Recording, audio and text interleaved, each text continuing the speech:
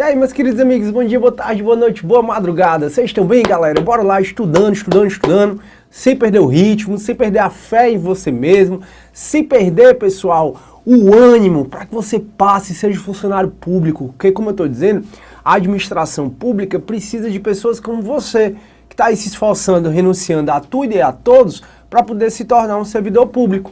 E se você está ralando para conseguir esse cargo, com certeza você vai ter maior zelo para mantê-lo. Então, turma, sendo assim, a gente continua. A gente está ainda falando sobre o conceito analítico de crime, e o conceito analítico de crime diz que crime é fato típico, antijurídico e culpável. E aí a gente ainda está falando do fato típico.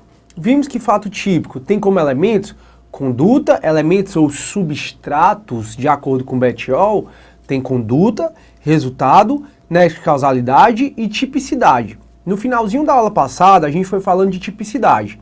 A tipicidade, no nosso conceito analítico estrutural de crime, é a tipicidade. Para ter tipicidade, tem que ter tipicidade tanto formal como material. Professor, o que é a tipicidade formal? Meus queridos amigos, tipicidade formal é a perfeita adequação, é a perfeita subsunção da conduta praticada ao caso concreto. Ou seja, tipicidade formal é você perceber se o que o agente praticou no caso concreto é o que está descrito na lei. Então eu atirei em alguém, a pessoa morreu. Matar alguém, então na prática eu matei alguém e a lei define matar alguém como crime de homicídio. Se dá para fazer essa perfeita adequação, então existe o crime de homicídio. Agora, pessoal, se não der para fazer essa perfeita adequação, aí não vai existir o crime. Demos como exemplo o peculato de uso e o furto de uso. O que é o furto de uso? O furto de uso ocorre quando você pega algo para devolver. Então, se eu pego a chave do carro do Hernani ou do Roberto e dou 10 voltas no quarteirão e devolvo, isso não caracteriza o furto. Por quê? Porque furto é subtrair coisa alheia móvel para si ou para outrem. A gente conversou e viu que esse para si ou para outrem significa um ânimo de assenhoramento definitivo. E aí, turma, só um detalhezinho que até eu nem abordei na aula passada, mas o delegado de polícia, principalmente no que diz respeito à prisão em flagrante, ele está atrelado à chamada tipicidade formal. Como assim?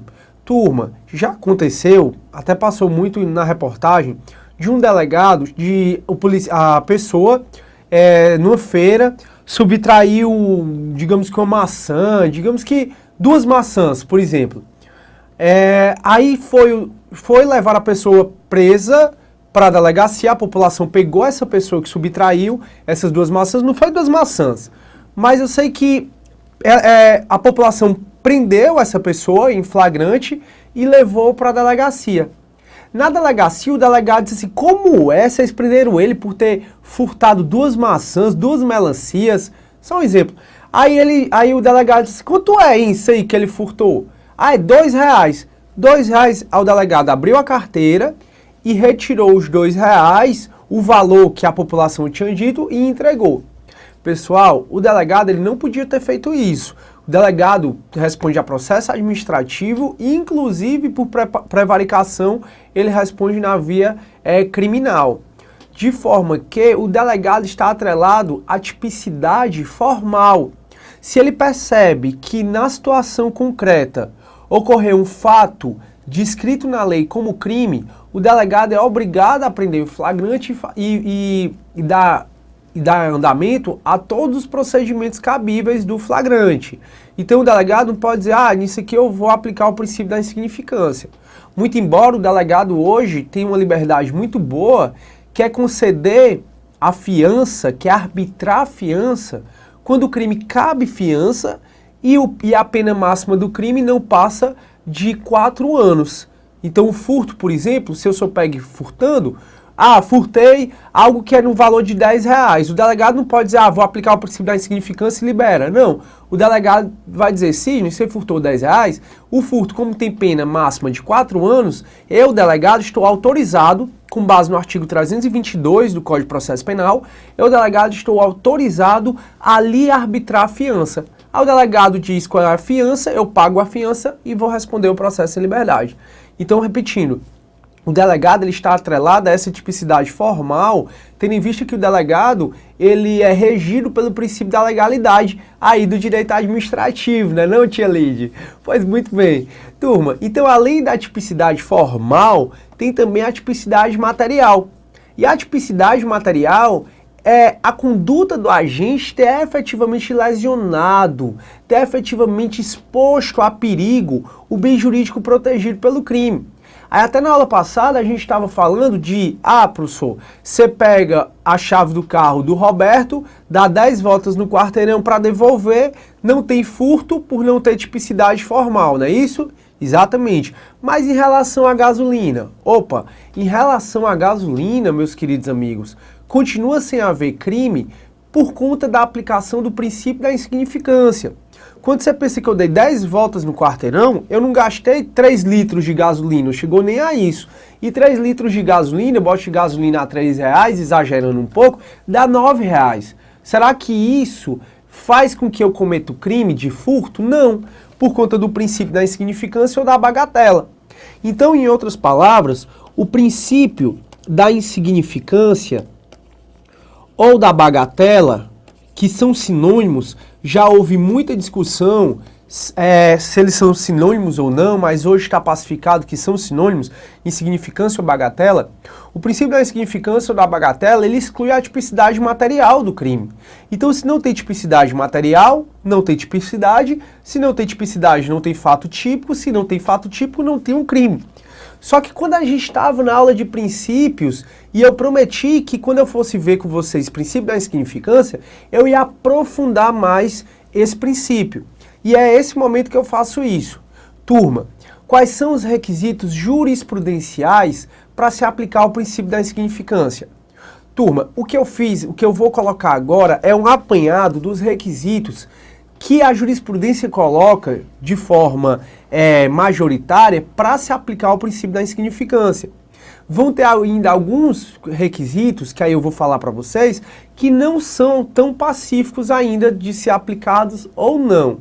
O fato é que, se você for fazer uma análise jurisprudencial, e agora bora para a tela, se você for fazer uma análise jurisprudencial, diz que os requisitos do princípio da insignificância são, primeiro, mínima ofensividade. Então, mínima ofensividade da conduta do agente. Então, mínima ofensividade da conduta do agente. Significa que eu, por exemplo, quando subtraí a gasolina, quando usei a gasolina como se fosse minha, eu simplesmente, ao utilizar essa gasolina, que era no valor de R$9 no meu exemplo, não representou tanta ofensividade a ponto de incidir o direito penal. Vocês sabem, e relembrem isso, o direito penal é a última ratio, ou seja, o direito penal só deve incidir em último caso. Então, de novo, qual é o segundo requisito, e vamos para a tela, para se aplicar o princípio da insignificância? Além de mínima ofensividade, queridos amigos, é nenhuma periculosidade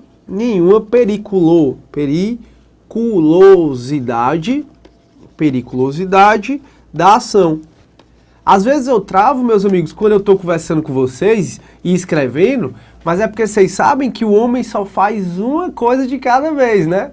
Então, às vezes é bastante difícil eu falar, escrever e raciocinar ainda. Mulher não, que tem a capacidade de fazer 1000 coisas ao mesmo tempo. Eu não, aí às vezes eu periculou, aí tem que pensar como é que se escreve, porque eu estou falando e aí vai. Turma, acabou os requisitos? Não acabaram os requisitos. Aí qual é o terceiro requisito que a jurisprudência coloca? Bora pro quadro, galera. Próximo requisito é a inexpressividade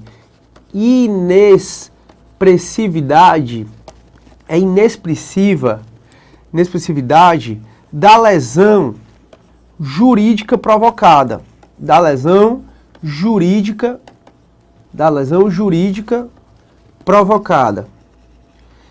E eu vou colocar logo o quarto, turma. Quarto requisito, reduzido grau de reprovabilidade do agente. Habilidade do agente. Reduzido grau de reprovabilidade do agente. Reduzido grau de reprovabilidade do agente. Pronto. Bota, por favor, Alberto, em mim e na tela. Pessoal, se vocês forem observar, a jurisprudência, ela coloca, ela não é tão pacífica em quais são os requisitos para se aplicar o princípio da insignificância. Muito embora ela não seja, a jurisprudência em si de todos os tribunais não seja tão pacífica de quais são os requisitos, esses 4 requisitos que vocês devem estar copiando agora, esses 4 requisitos são os que aparecem em toda a jurisprudência que se aplica o princípio da insignificância. Então, mínima ofensividade da conduta do agente, a ponto de não se fazer necessário a incidência do direito penal. 2. Nenhuma periculosidade da ação. A ação não foi tão perigosa. A ação não expôs outras pessoas a perigo. A ação não expôs a sociedade brasileira ao colapso. 3. Inexpressividade da lesão jurídica provocada. Turma, perceba que todos esses requisitos são quase sinônimos uns dos outros. Até no meu ponto de vista, é quase você falar da mesma coisa de outro modo. É você pensar, é não ter agressão, é não ter exposição à lesão grave do bem jurídico protegido. E o 4 diz assim, reduzido grau de reprovabilidade do agente. Aí você me pergunta, professor, mas olha, eu já vi julgados que levam em consideração a capacidade econômica da vítima. Pois é, existe também esse requisito que eu vou colocar até de azul, que algumas jurisprudências colocam a capacidade econômica da vítima. A capacidade econômica da vítima. Econômica da vítima. Só que, turma, em nem todas as jurisprudências se leva em consideração a capacidade econômica da vítima. Mas realmente é um fator que deve ser levado em consideração justamente por quê? Porque você subtrair, por exemplo, uma caixa de bombom da Americanas, que é uma grande empresa, não é a mesma coisa de você subtrair uma caixa de bombom de uma merceariazinha da esquina.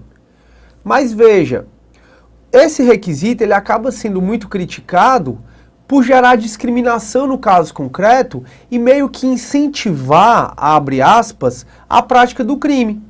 Ah, então quer dizer que caixa de bombom na mercearia eu não posso, mas caixa de bombom na Americana eu posso. Bora levar, furtar caixas de bombom da Americana, é assim? Não, porque esse requisito, então, como eu estou falando, ele acaba incentivando a prática do crime em si.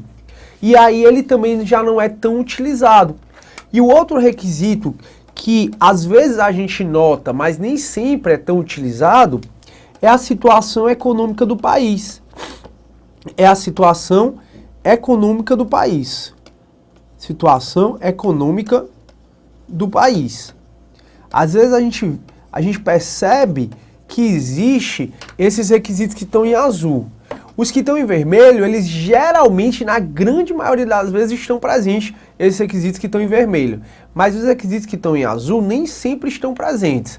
Eu estou colocando porque, dependendo da prova, ela pode te cobrar uma questão nesse sentido. Colocando esses 2 requisitos que estão em azul, aí você vai falar, o professor não falou, então é porque não existe. Não, estou falando aqui que nem sempre existe, mas que é provável que possa existir, dependendo do tribunal. Aí ainda, pessoal, sobre o princípio da insignificância. Você pode me perguntar, professor, o princípio da insignificância é aplicado ao reincidente? Pois é, novamente a gente tem uma divergência. Prevalece que todos os requisitos de aplicação do princípio da insignificância são requisitos objetivos. Então, se você pensar do requisito 1 ao 4, todos eles são requisitos objetivos. Não existem requisitos subjetivos aqui.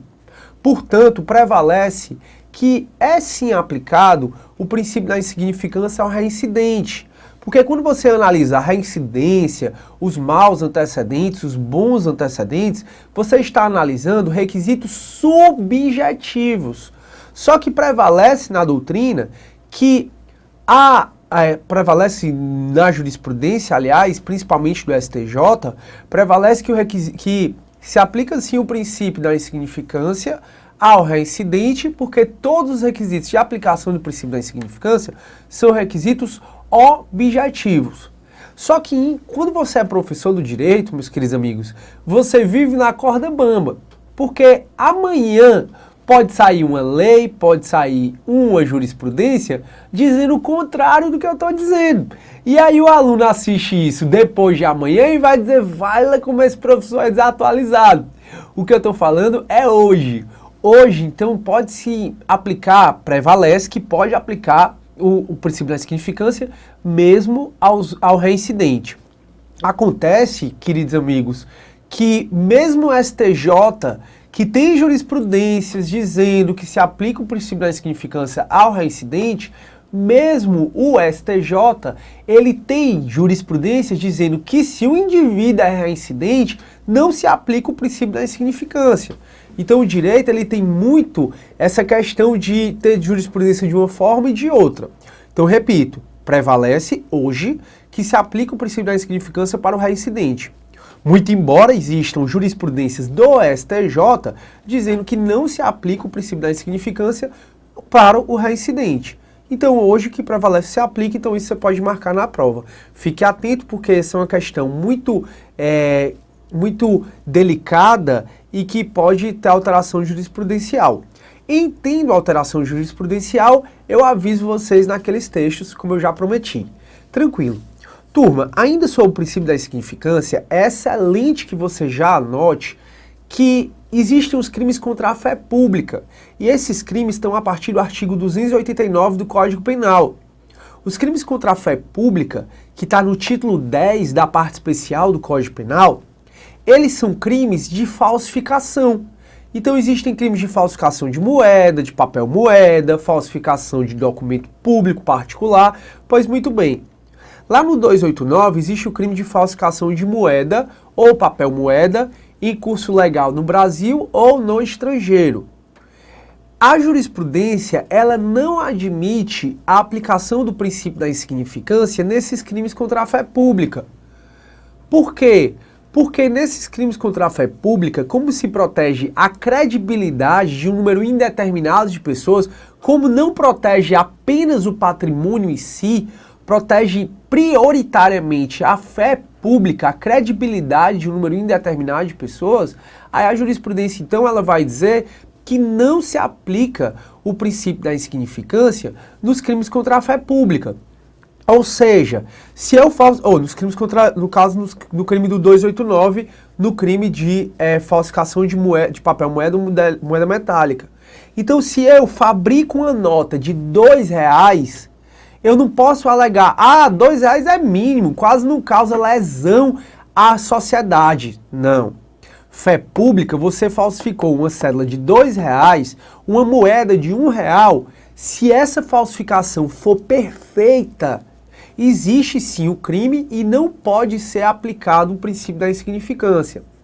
Ou seja, o que vai determinar se tem ou não esse crime de falsificação de papel moeda ou moeda metálica é exatamente a qualidade da falsificação.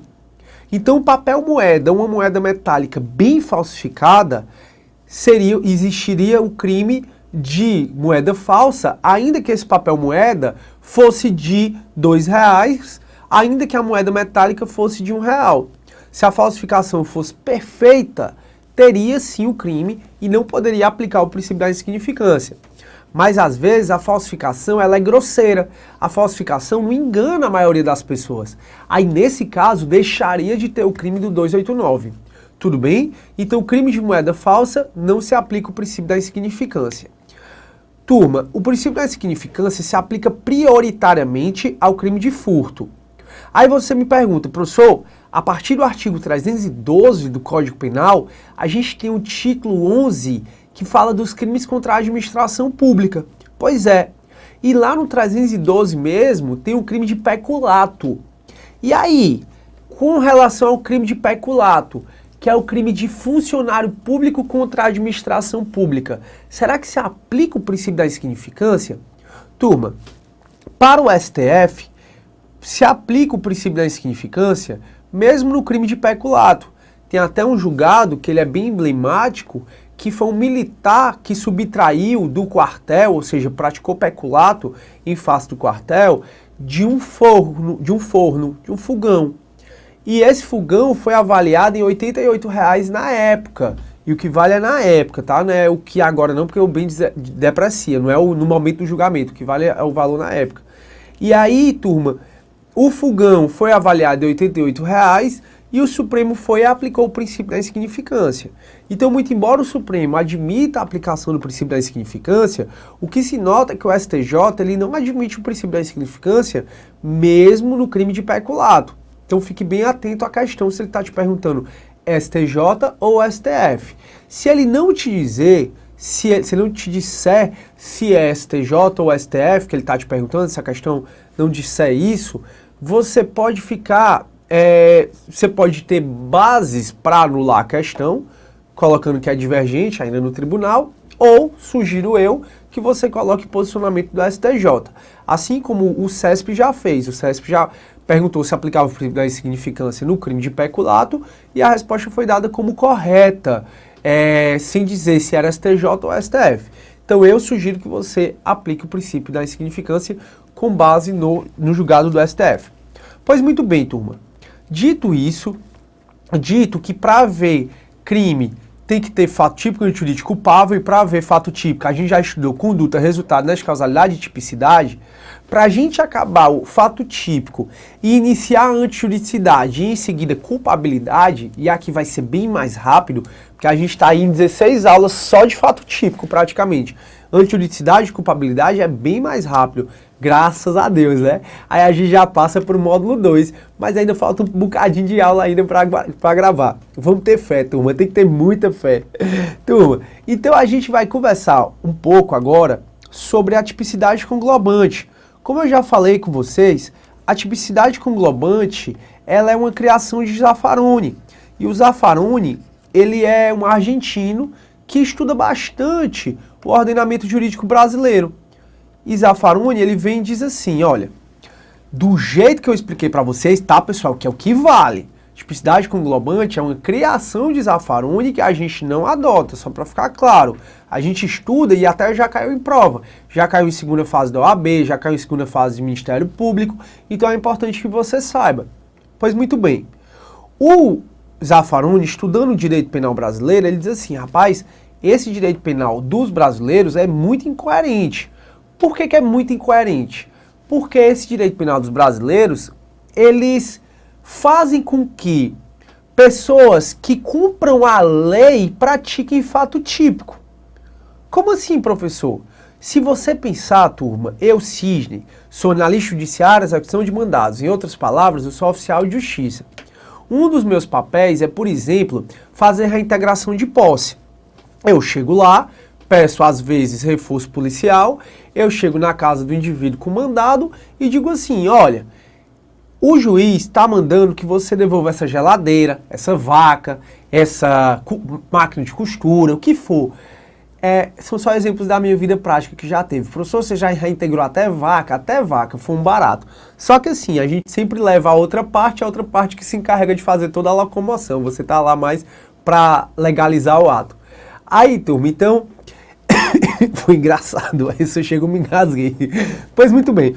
Turma, eu, Cisne, quando eu chego então na casa de alguém com mandado do juiz dizendo para a pessoa me dar um bem para eu entregar para outra pessoa, né, para a parte que entrou com a ação, eu pratico um fato típico. E esse fato típico é o fato típico de furto, se você pensar. Eu estou então subtraindo coisa alheia móvel e entregando para outrem. Ou então quando eu vou fazer, professor, mas na reintegração de posse é porque geralmente o juiz entende que o bem é da pessoa que entrou com a ação. Tá bom, pois bora falar de penhora. O Roberto tá te devendo, o Roberto é nosso grande cameraman. O Roberto tá te devendo.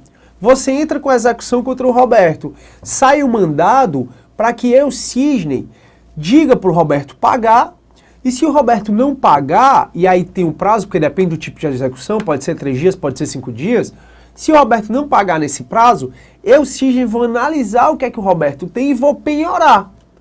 Eu posso penhorar e deixar o Roberto como depositário fiel daquele bem, ou eu posso entregar para a parte exequente. Aí, turma, imagine que o Roberto está te devendo, o Roberto não te pagou no prazo legal e o Roberto tem um carro. E o carro, ele é suficiente para quitar a dívida. Então eu posso fazer um auto de penhora no bem do Roberto e posso entregar o carro para você ou fazer a penhora do carro e levar o carro a leilão.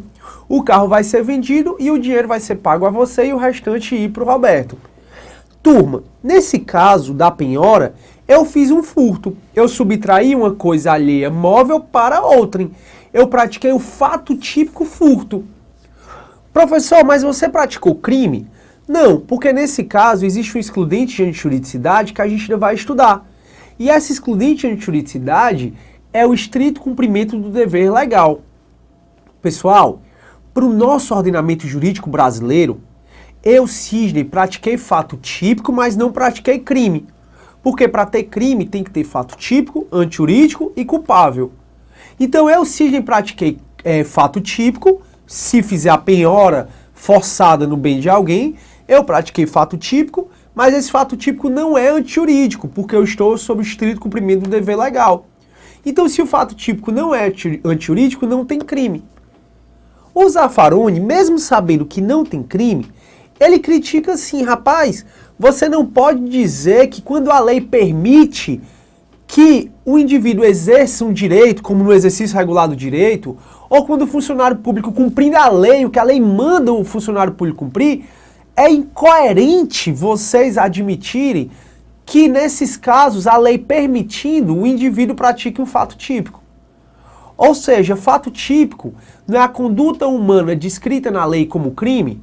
Pois bem, então no nosso ordenamento jurídico, se você exerce, por exemplo, a legítima defesa da posse, que está no exercício regular do direito, se você coloca os ofendículos, que são aqueles aparatos de segurança, cerco elétrica, você coloca vidros no muro da sua casa, desde que sejam aparentes, nesse caso você está em exercício regular do direito. Se o ladrão foi lá, pegou, botou a mão no muro e se cortou, mesmo o vidro sendo aparente, você praticou fato típico, você causou lesão em outra pessoa, mas você não cometeu crime porque esse fato típico é antijurídico. Aí o Zaffaroni diz, é muito incoerente o direito penal do brasileiro quando ele diz que o funcionário público ou particular cumprindo a lei, fazendo o que a lei permite, eles pratiquem uma conduta humana descrita na lei como crime. Em outras palavras, o que o Zaffaroni não se conforma é como é que quando a lei permite que o indivíduo exerça um direito ou a lei manda que o indivíduo faça algo, como é que o indivíduo vai estar praticando fato típico? O Zaffaroni ele não consegue entender, então, como é que o indivíduo vai estar praticando um fato típico? Aí o que é que o Zaffaroni diz? O Zaffaroni diz assim, então a tipicidade, ela não é tipicidade formal e material. A tipicidade é formal e conglobante. A tipicidade é formal e conglobante. Ou seja, a tipicidade conglobante, além de ter a tipicidade material, que é a mesma, que é igual a que a gente já explicou, a tipicidade conglobante também tem a antinormatividade do ato. Então a tipicidade conglobante, além de ter tipicidade material, tem também a antinormatividade do ato. Então só vai haver tipicidade se além da tipicidade formal tiver a tipicidade conglobante. E o que é a tipicidade conglobante? É a tipicidade material e a antinormatividade do ato. Como meu tempo acabou, próxima aula eu vou começar daqui e a gente passa a falar de antijuridicidade. Tchau, galera. Tudo de bom.